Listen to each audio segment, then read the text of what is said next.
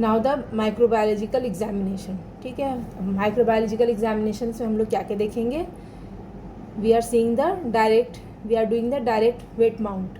Directly हम लोग slide पर हम लोग क्या देख सकते हैं, हम लोग देख सकते हैं ट्राइपेंजोम्स, अमीबा, कैंडिडा और क्रिप्टोकोकस, ठीक है। ये सारे बैक्टीरियाज हम लोग डायरेक्टली एक कवर स्लिप डाल करके स्लाइड के ऊपर देख सकते हैं, डायरेक्ट वेट माउंट। उसके बाद हम लोगों ने पढ़ा था ना, बहुत सारे बैक्टीरिया की वजह से होता है मेनिंजाइटिस, तो उसके लिए हम लोग क्या कर सकते हैं, ग्राम स्मीयर करते हैं, ग्राम स्टेनिंग करेंगे। तो gram staining is done for bacteria like Neisseria, pneumococci, H influenza, E coli, ठीक है। उसके बाद और कौन सा बैक्टीरिया था, टीबी था। टीबी मेनिंजाइटिस हो रहा था ना, तो उसके लिए हम लोग क्या करेंगे, जेडिन स्टेन करेंगे, Z N stain for suspected cases of TB. और हम लोग क्या कर सकते हैं, तो लैटेक्स एग्लूटिनेशन करेंगे। Latex agglutination test is done for certain bacterial and cryptococcal antigens, ठीक है। उसके बाद हम लोग सिफिलिस के लिए कौन सा टेस्ट करेंगे, सीरोलॉजी टेस्ट करेंगे। सीरोलॉजी में सिफिलिस के लिए कौन सा टेस्ट होता है, VDRL, ठीक है। VDRL करते हैं हम लोग, VDRL टेस्ट करते हैं इन CSF फॉर सीइंग न्यूरोसिफिलिस, ठीक है। न्यूरोसिफिलिस देखने के लिए हम लोग VDRL टेस्ट करते हैं। उसके बाद है CSF कल्चर।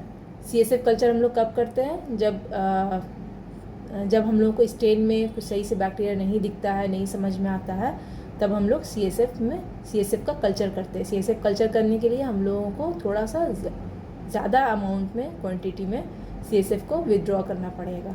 कल्चर के लिए थोड़ा ज़्यादा अमाउंट ऑफ सैंपल लगेगा। तो CSF कल्चर हम लोग किस में करते हैं, chocolate agar, blood agar, MacConkey agar, ठीक है। मैकॉनकी ग्राम नेगेटिव बैक्टीरियाज के लिए करते हैं। और एल्जे मीडिया किसके लिए होता है, एल्जे मीडिया ट्यूबरक्लोसिस के लिए होता है, ठीक है। तो ये हुआ CSF कल्चर का टेस्ट। उसके बाद आता है last PCR test. This test is rapid and require only small amount of CSF। ये इस टेस्ट का एडवांटेज क्या है कि ये टेस्ट इसका बहुत जल्दी रिजल्ट आ जाता है। कल्चर में पता है बहुत टाइम लगता है रिपोर्ट आने में, लेकिन PCR का रिपोर्ट बहुत जल्दी आ जाता है। This test is very rapid and requires only small amount of CSF, और बहुत थोड़े से CSF सैंपल से भी ये टेस्ट हो जाता है। लेकिन but the disadvantage is that it is very expensive, ठीक है ना। ये बहुत एक्सपेंसिव टेस्ट है, ये एक्सपेंसिव है और एंड नॉट वाइडली अवेलेबल, और हर जगह हर सेंटर में PCR टेस्ट नहीं होता है, and not widely available.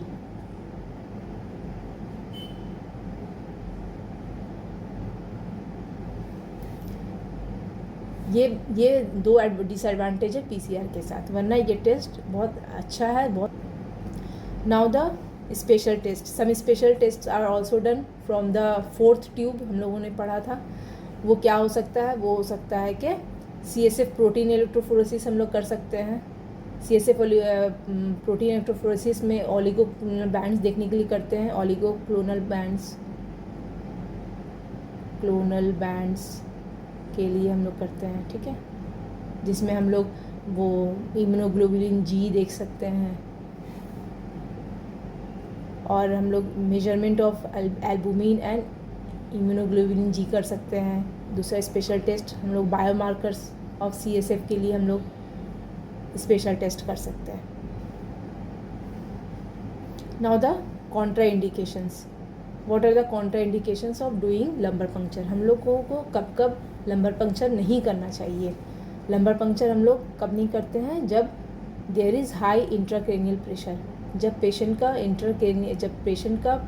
Intracranial pressure जो हम लोगों ने देखा था ना, ओपनिंग प्रेशर ऑफ CSF, वो प्रेशर अगर ज़्यादा है तो हम लोगों को लंबर पंक्चर वैसे कंडीशन में नहीं करना चाहिए। उससे क्या हो सकता है, उससे हर्निएशन हो सकता है ना, ब्रेन हर्निया हो सकता है, ब्रेन हर्निया, और ये फेटल कंडीशन है, ये हम लोगों ने पढ़ चुका है। इसके बाद हम लोगों को और किस कंडीशन में नहीं करना चाहिए, अगर कोई किसी तरह का कार्डियक या रेस्पिरेटरी डिजीज़ है पेशेंट को, या पेशेंट का कोई ब्लीडिंग डिसऑर्डर्स है, ब्लीडिंग एक बार शुरू हुआ है तो ब्लीडिंग बंद नहीं होता है, ऐसा अगर कोई कंडीशन है पेशेंट का, तो हम लोगों को वैसे कंडीशन में लंबर पंक्चर नहीं करना चाहिए। दूसरा कि अगर लोकल इन्फेक्शन है, अगर जहाँ पर से हम लोग लंबर पंक्चर करने वाले हैं वहाँ पर कोई इन्फेक्शन हो रखा है, तो हम लोगों ने पढ़ा था ना कॉम्प्लिकेशन में कि वो साइट जो लोकल साइट है वहाँ से इन्फेक्शन इट में go into the subarachnoid space and may cause septicaemia, इसलिए हम लोग लंबर पंक्चर ऐसे कंडीशन में नहीं करते हैं। ठीक है, अब क्या हम लोग पढ़ने वाले हैं, उसके बाद देखेंगे हम लोग के association between age and organism. ठीक है, कि छोटे बच्चों में जो बिल्कुल छोटे बच्चे हैं 0 to 6 मंथ्स वाले इन्फेंट, उन लोगों में देखा जाता है कि ज़्यादातर group B streptococcus, E coli और लिस्टेरिया मोनोसाइटोजेंस वाले इन्फेक्शंस ही CSF मेनिंजाइटिस करवाते हैं। ठीक है, उसके बाद है चिल्ड्रेन 6 मंथ्स to 6 ईयर्स वाले बच्चों में स्ट्रेप्टोकोकस न्यूमोनिया और निजेरिया मेनिंजिटाइटिस इन्फेक्शन होता है। एडल्ट्स में ज़्यादातर निजेरिया मेनिंजिटाइटिस, स्ट्रेप्टोकोकस न्यूमोनिया, इंटेरोवायरस और हर्पिस सिम्प्लेक्स वायरस से मेनिंजाइटिस होता है। ठीक है, तो ये सारा था इम्पॉर्टेंट टॉपिक ऑफ CSF। ठीक है, जो आप लोगों के एग्ज़ाम्स में पूछे जाते हैं, और ये टॉपिक प्रैक्टिकल के लिए और वाइवा के लिए बहुत इम्पॉर्टेंट है, तो इस टॉपिक को आप लोग अच्छे से पढ़िएगा। ठीक है, अब हमको यहाँ पर बताइए कि हाई सेल काउंट जिसमें न्यूट्रोफिल ज़्यादा होता है, जब हम लोग देखेंगे कि सेल काउंट हाई है, मान लीजिए अराउंड 1000, और उसमें हम लोग देख रहे हैं कि ज़्यादातर मोस्टली दोज आर न्यूट्रोफिल्स, तो वो क्या हो सकता है उसका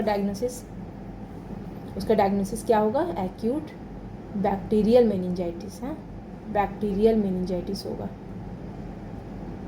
एक्यूट बैक्टीरियल मेनिंजाइटिस।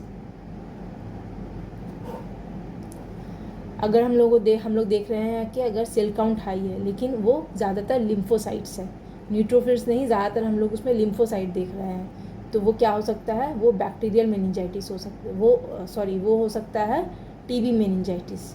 ठीक है, वो होगा ड्यू टू TB मेनिंजाइटिस। अगर हम लोग देख रहे हैं कि ग्लूकोज लो है, लो ग्लूकोज, तो क्या हो सकता है, लो ग्लूकोज का रीज़न क्या हो सकता है, बैक्टीरियल एंड TB मेनिंजाइटिस। ठीक है, नॉर्मल ग्लूकोज आ रहा है, किस में होगा नॉर्मल ग्लूकोज, कौन नहीं खाता है बैक्टीरिया, वायरस नहीं खाते हैं। ठीक है, तो ये हो जाएगा वायरल मेनिंजाइटिस। इंक्रीज्ड प्रोटीन, कौन लोग प्रोटीन प्रोड्यूस करते हैं, बैक्टीरिया एंड TB मेनिंजाइटिस में होता है।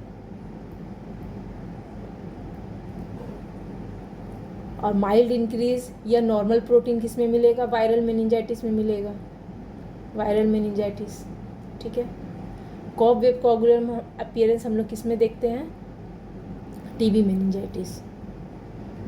ठीक है, TB मेनिंजाइटिस में CSF में हम लोगों को कॉब वेब कोगुलम दिखता है।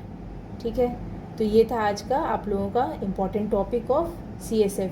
ठीक है, ये टॉपिक आप लोग अच्छे से पढ़िएगा, and this is very important topic for your exams. तो and the next topic which I will discuss is pleural fluid आप लोगों को हम नेक्स्ट टॉपिक में पढ़ाएंगे। तो तब तक के लिए आप लोग अपना बहुत ख्याल रखिएगा, और इस वीडियो को अच्छे से देखिएगा, समझिएगा, और उसको याद रखने की कोशिश कीजिएगा। तो हम लोग नेक्स्ट वीडियो में हम लोग प्लूरल फ्लूइड के बारे में पढ़ेंगे, and those who have not subscribe, please subscribe so that you get the notification when my next video comes. Okay, till then, thank you.